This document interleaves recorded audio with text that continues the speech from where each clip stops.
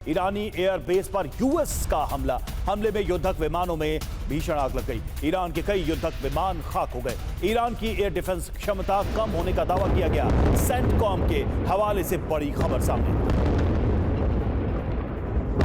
और जोरदार धमाकों से दहल गया है इजरायल। तेल अवीव में बमों की बारिश हुई है। कई रिहायशी इमारतों पर भी ईरान ने भीषण अटैक किए हैं। बमबारी के बाद भारी तबाही। वहीं ईरान के बैलिस्टिक मिसाइल लॉन्चर पर अटैक। अमेरिकी एयरफोर्स ने की है बमबारी। हमले में तबाह हुआ मिसाइल लॉन्चर।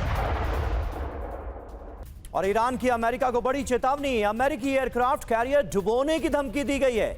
ईरानी नेवी के डेप्यूटी कमांडर हैं अली फदावी।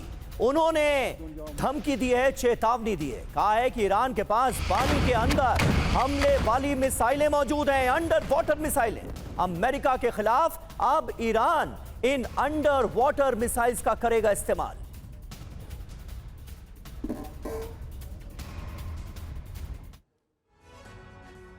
तो ईरान का मिशन सर्वनाश। अब समंदर में प्रहार क्या है, तैयारी, दावा क्या है? ईरान के पास अंडर वाटर मिसाइल है और 100 मीटर प्रति सेकंड पानी के अंदर चलने वाली ये मिसाइलें हैं। ये दावा किया जा रहा है कुछ दिनों में पोसाइडन मिसाइल का इस्तेमाल होगा। ईरानी नेवी के डिप्टी कमांडर अली फदावी की ये धमकी सामने आई है। चेतावनी में क्या कहा गया है? मध्य पूर्व में तैनात अमेरिकी एयरक्राफ्ट कैरियर।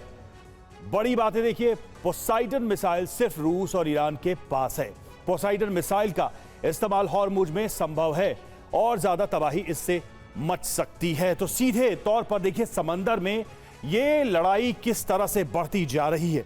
समंदर में किस तरह से ईरान अमेरिका को चेतावनी दे रहा है और न सिर्फ चेतावनी दे रहा है बल्कि हॉर्मुज स्ट्रेट में तो नुकसान भी पहुंचा रहा है। रूस ईरान का गठबंधन और युद्ध में विध्वंस, कैसे ये कोalition काम कर रहा है? सवाल क्या है, क्या ईरान को पोसाइडन मिसाइल रूस ने दी है? दावा यह है कि ईरान को ड्रोन पार्ट्स भेज रहा है रूस। ड्रोन के लिए नेविगेशन सिस्टम भी दिए हैं रूस ने। सैटेलाइट इमेजरी देने का भी दावा है। बड़ी बात यह कि साइप्रस में गिरे ईरानी ड्रोन में रूस का जीपीएस मिला। तो ये कुछ ऐसी बातें या तथ्य हैं जो ये बता रही हैं कि रूस का समर्थन है। जेके त्रिपाठी सर, अगर रूस का समर्थन है तो इसमें आश्चर्य क्या है? यूक्रेन वॉर में ईरान ने शाहे ड्रोन दिए, मदद की रूस की, और रूस इस युद्ध में ईरान को मदद कर रहा है। इसमें हैरान होने वाली बात क्या है? इसमें अमेरिका के लिए सरप्राइज क्या है?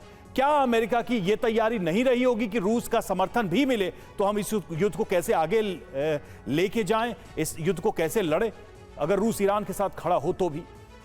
देखिए, अमेरिका की ये तैयारी रही होगी। अमेरिका को पता होगा कि हाँ, रूस मदद कर सकता है, लेकिन रूस के भी मदद की कुछ सीमा है, क्योंकि एक तरह से ईरान का एयरबेस आधे से ज़्यादा ख़त्म हो चुका है। ईरान की नेवी पे काफ़ी आपने देखा पनडुब्बियाँ और जहाज़ उनके डुबाए गए हैं। अब अगर रूस ईरान को सहायता देगा, सैन्य सामग्री देगा, तो किस रास्ते से देगा, ये बहुत बड़ा प्रश्न हो जाता है। मुझे लगता है कि रूस ने पहले ईरान को पोसाइडन मिसाइल और भी कई चीज़ों से लैस किया होगा, लेकिन अब रूस के पास ऐसे कोई संभावना नहीं दिखती जिससे कि रूस उसको और सैन्य सामग्री ईरान को भेज सके। हाँ, एक चीज़ है कि ये तो तय बात है कि रूस जो है वो रियल टाइम इंटेलिजेंस प्रोवाइड कर रहा है ईरान को, इमेजरी प्रोवाइड कर रहा है। उसी के बेसिस पे ईरान इतने सटीक हमले इजराइल पे कर रहा है, इजराइल पे और अमेरिकी एयर बेसिस पे, अमेरिकी टैंकर्स पे कर रहा है। दूसरी चीज़ उसमें ये देखिए है कि ईरान जानता है कि वो ज़्यादा दिन नहीं टिकेगा, क्योंकि उसके पास सीमित सैन्य साधन है, लेकिन जाते जाते वो अमेरिका को, इजराइल को इतना बड़ा जख्म दे जाएगा कि वो उनकी डोमेस्टिक ऑडियंस को, उनकी डोमेस्टिक कॉन्स्टिट्यूंसी को बहुत भारी पड़ेगा। देखिए, एक ईरानी ड्रोन, वॉर एबल ड्रोन जो है, वॉर कैपेबल ड्रोन, उसकी कीमत करीब होती है $30,000 से $35,000, और उसको डिस्ट्रॉय करने के लिए एक अगर मिसाइल करता है, उसको ड्रोन से ड्रोन को नहीं डिस्ट्रॉय किया जा सकता, तो मिसाइल अगर भेजा जाता है तो मिसाइल 5 लाख से लेकर $50 लाख तक का कुछ हो सकता है। फिर अमेरिका की मिसाइल को प्रोड्यूस करने की क्षमता, 620 मिसाइल जो हैं टॉप क्लास के, वो साल भर में अमेरिका प्रोड्यूस करता है। अब इतनी जल्दी तो वो मिसाइल्स को अपने रिप्लेस भी नहीं कर सकता। तो ये बहुत बड़ा चैलेंज ईरान दे रहा है अमेरिका को भी और इजराइल को भी। ईरान के लिए भी एग्जिस्टेंशियल क्वेश्चन है, सर्वाइवल का सवाल है, जीवन का सवाल है, और इजराइल के लिए भी मैं कहता हूँ है, क्योंकि अगर इजराइल इसमें परास्त होता है तो नेतन्याहू तो जाएंगे, उनके ऊपर तो वैसे भी मुकदमे इंटरनेशनल कोर्ट में भी चले हैं, वो जाएंगे इलेक्शन से भी और उससे भी, और उनको सजा